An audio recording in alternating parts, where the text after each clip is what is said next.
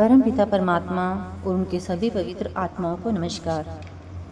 दीक्षा या नाम दान के समय सतगुरु शिष्य को अपनी सूरत या चेतनता को सारे शरीर से समेटकर आँखों के केंद्र तक लाने की विधि सिखाते हैं, जहाँ शिष्य शब्द धुन के संपर्क में आता है। शरीर को खाली करने और चेतनता को आँखों के केंद्र में लाकर ठहराने की इस क्रिया को संत जीते जी मरना कहते हैं। जब मृत्यु आती है तो हमारी आत्मा तलवों से ऊपर की ओर सिमटती है और आँखों के बीच में आ जाती है। इसके बाद ही वह शरीर को छोड़ती है। पहले पैर ठंडे हो जाते हैं, फिर टांगें ठंडी होती हैं और फिर सारा शरीर ठंडा हो जाता है, परंतु आत्मा तब भी शरीर के अंदर रहती है और कभी कभी हम सचेत भी रहते हैं। जब आत्मा ऊपर आँखों के केंद्र तक सिमट जाती है और शरीर से निकल जाती है तो हम मर जाते हैं। मृत्यु की इसी क्रिया द्वारा हमें अपनी चेतनता को समेटकर वापस आँखों के बीच में लाना है।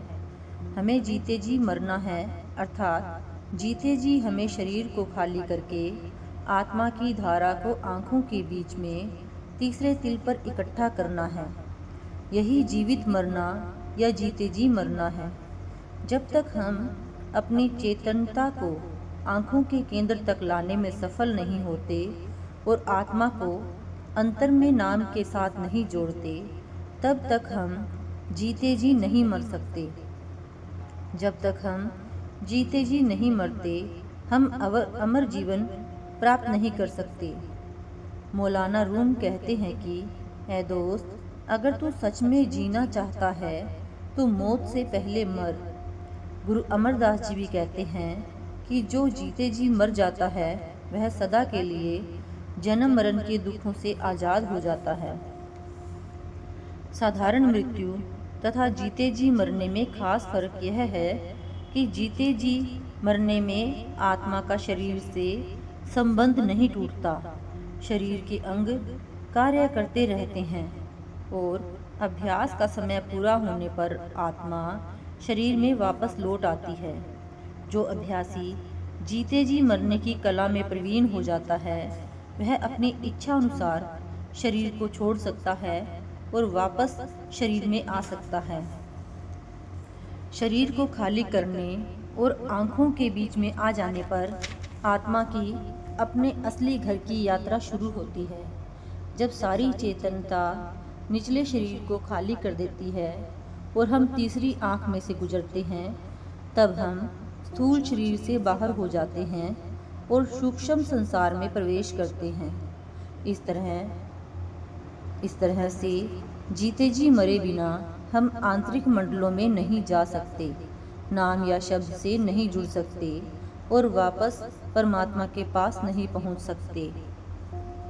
हजरत ईसा जीते जी मरने का ही संकेत करते हैं जब वे कहते हैं कि मृतक अपनी कब्र में से उठेंगे। मैं बार बार तुझसे कहता हूँ कि समय आ रहा है, बल्कि आ गया है, जब मृतक परमात्मा के पुत्र की आवाज़ सुनेंगे। जो उसे सुनेंगे वे जिएंगे, क्योंकि समय आ रहा है जब वे सब जो कब्रों में हैं उसकी आवाज़ सुनेंगे और आगे आएंगे। आपका भाव है कि शरीर का आँखों से नीचे का भाग कब्र के समान है। इस भाग में आत्मा कब्र में दबे हुए मुर्दे के समान है। प्रभु के पुत्र की आवाज़ से भाव आँखों के ऊपर के भाग में आ रही शब्द की रूहानी धुन से है। इस धुन को सुनकर आत्मा शरीर के नीचे के भाग में से सिमटकर आँखों से ऊपर आ जाती है।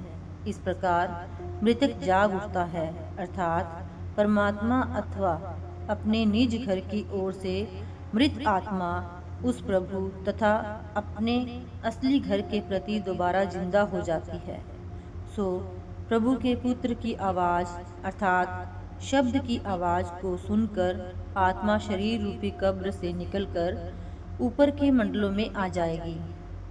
वह समय आ रहा है, बल्कि आ गया है से हज़रत ईसा का भाव है कि शरीर की कब्र में कैद आत्मा को शब्द के अभ्यास द्वारा मुक्त करने का समय आ गया है और वह समय मनुष्य जन्म का अनमोल अवसर है जो इस समय हमें मिला हुआ है और जिसका हमें लाभ उठाना चाहिए। Thank you.